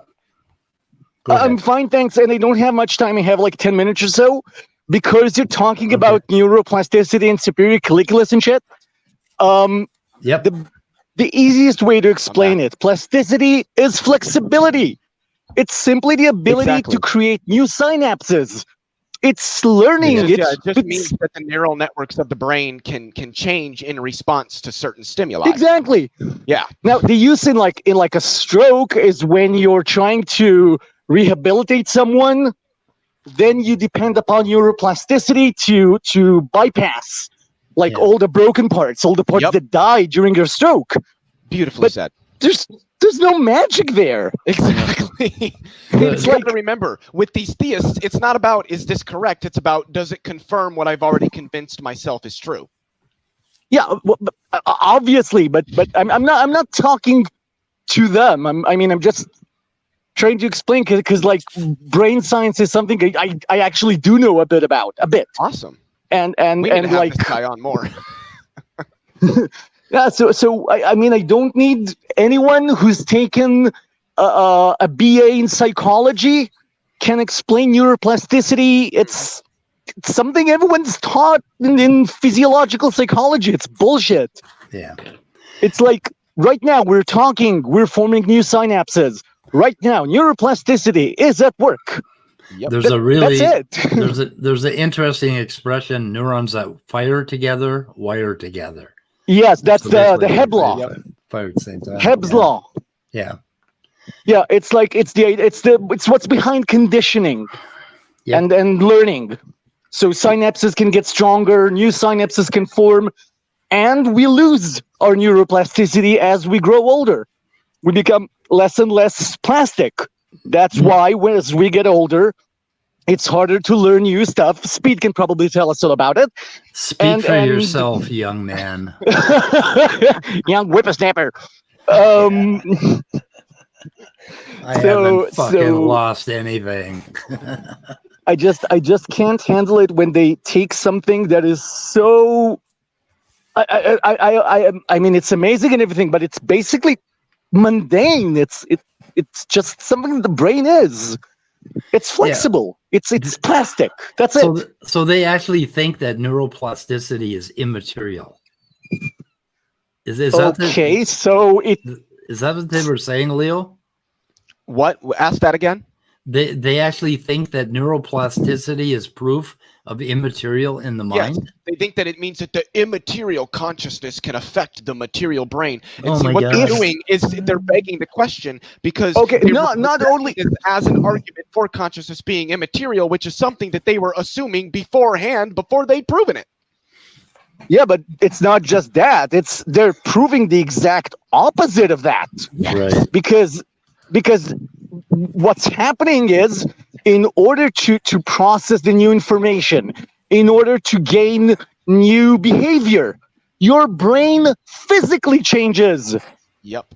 That's so neuroplasticity cannot possibly show immaterial. It shows that it is material. It's the exact opposite of what they're arguing. Yeah, like right now you're putting down little markers in your hippocampus and your temporal lobe, and those little markers are going to allow you to later on tonight think back through this conversation, and you'll think about it in a sequential manner, and you'll remember, okay, I was here at this place. Like, okay, have you ever had the experience that you leave the room to go get something, and then of course your ADD is hell, and by the time you get in the next room, you don't remember what you came to get? Yeah. Okay, yeah, it's like not just us old people have that experience. Okay, no, I have ADHD. so then you go back to the original room, and as soon as you get there, you remember it. And the reason for that is your hippocampus will take two different streams, basically time and space, and it recognizes what room you're in, and that's how it wires what you were looking for. Yep. Like if you're in the living room and you decide you need a cupcake. And then you walk into the kitchen and you start thinking about your chess game, and you forget that why you walked into the kitchen. You go back to the living room, and your hippocampus will put that right together, hook up those neurons, and go right to the cupcake center and say, "Oh, you went there to get a cupcake." Then you go back to the kitchen, and if you're like me, by the time you get there, you will have forgot all about the fucking cupcake again. So I'll give you two very interesting examples. One, the hippocampus. ODing on drugs, getting an overdose. It happens more often when people use drugs in a strange place than when they use them at home. Because in a strange place, it's not coded by the hippocampus in the same way. So the way they process the feeling of being high is different, and ODs happen more often. So if you're going to inject at home. Did you say or you at least at the same place? Many? Yeah. Can I ask you what your PhD is? And I'm assuming it's something related. Whoa. Not even close. Okay. So not even close. I have a BA. And I studied a master's, and I have a BA in psychology, and I studied a master's in neuroscience, but I had to quit that one. Other than that, I'm just well-read. You do have very formal education on the subject, though. On this subject, yes. Okay, awesome. Yeah. So, and I'll give you another tip. What you said about going back to the first room, when you're, say, studying for a test or even preparing for a debate, put some perfume or incense or something that. Yeah. And later, when you're taking your test, the smell will help you remember what you studied, because your brain codes everything together. Olfactory inputs are the only inputs that don't go through the thalamus gate. Mm-hmm. Olfactory inputs go directly into your brain without going into the thalamus first, which is interesting. Because it's different. And they have a tremendous effect on what you can remember. It's almost like they have their own signaling mechanism. Like dogs, they claim, can see visually by scent, and humans can to a degree too, except that we don't understand we're not good enough at it. But a dog can like map out a territory by where the smells are coming from. But the olfactory, there's a reason why it goes directly into the brain, and we don't know what that is yet. But it has something to do with being able to remember landscapes and being able to quickly figure things out. It's really interesting. But, guys, I'm sorry, I have to get back in because my machine is going to call me. Before I go, if an immaterial consciousness can somehow affect neuroplasticity, I would like them to show me a psychologist who can treat his patients without talking to them. Right, that would be just mentally neuroplasticize his patients. I would love to see that. I have my boyfriend is a psychologist. He would love to know that method because he actually has to talk to all these people. Yeah, do you imagine how useful that would be now that we have the pandemic? You wouldn't even have to put them on Zoom. You could just cure them, man. Yeah. Be like, you could just from 1,000 miles away, boom, you're cured. Hey, Manny, before you take off now, 4 p.m., right? Or for you, it's going to be like midnight. It's gonna be for me it's midnight. We're gonna have with praise the homophobe that I am. We're gonna talk homosexuality and like it's so funny, like the shit it put on that live stream. It shows that he's a homophobe. It has nothing to do not with scripture and definitely not with science or sociology. Right. Is this debate going to be tonight? Well, tonight for me and Speed, I'm assuming. No, it'll be Friday Friday at 4 p.m. for us. Okay. If you're Central, I can't. So do you have that like set up on YouTube where I can hit the set reminder button, or is that not? I do. It's already set up. So I'm gonna go make sure I get that. I used a picture of Christians torturing gay people as the icon. Is that bad? Am I a bad person for doing that? I don't know. Because that's kind of where it's at. So I think many had to run. Just a walking fish. Okay. You woke up. Good morning, fish. Anyway. Okay, guys. Why is it I think I want to let this stream go, and I'm going to get back to that Otangelo video later because they get into the preachy stuff. Otangelo has really come to the front yesterday when he said that if the science doesn't uphold the Bible, then the science is false. Did you see that chat yesterday? He said that? He said that. Otangelo said that. Yep, I have the chat. I have it. I have it. So not even funny. Yeah, it's pretty. I'm glad that guy came in because have you guys had met before? What he said was essentially what I was trying to express. Me? No. I've never met him before, but what he said was essentially what I was trying to express to bro.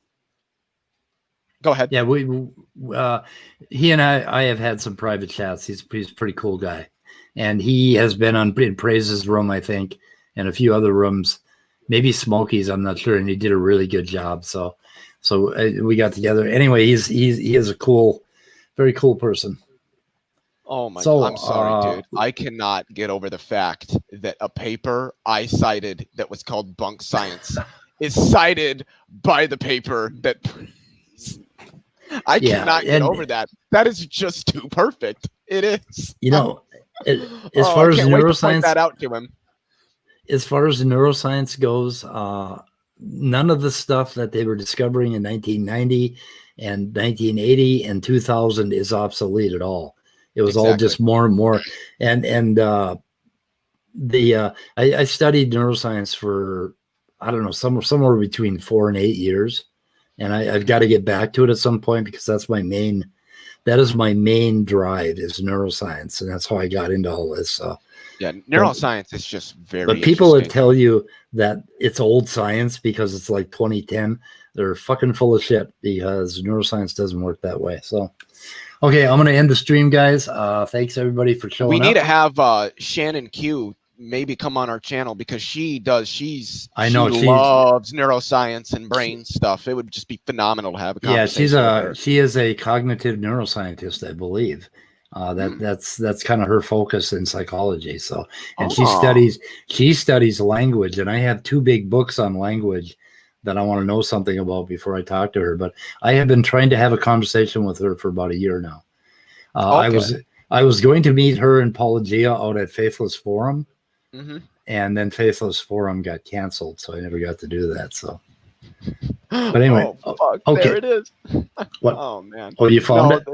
No, because what I did is I went to Wikipedia to their neuroplasticity page, and if you go there, you'll see the first paragraph, and then you'll see the 1, 2, 3, 4, 5, 6 citations that they have. If you go to the third one, Davidson, Richard J. McEwen, Bruce S. 15th April 2012. Social influences on neuroplasticity, stress, and interventions to promote well-being. The very paper that was called Bunk that's cited by Praise's paper. Oh man, he's gonna have a freaking heart attack when I point that out to him. So Praise is the one that brought this paper up. So they're the ones that found this. Okay, yeah, they were obviously searching for neuroplasticity. First one that came up. It was they were just looking for buzzwords. That's all. Yeah, fucking idiots.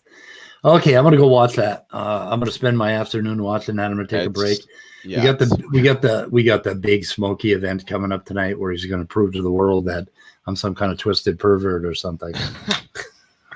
I think we should just ignore that old fucker. You know? Yeah. Anyway, okay, I'm ending the broadcast. We'll see you guys. Thank you for showing up. As always, Stan Amelia Clark. Yes.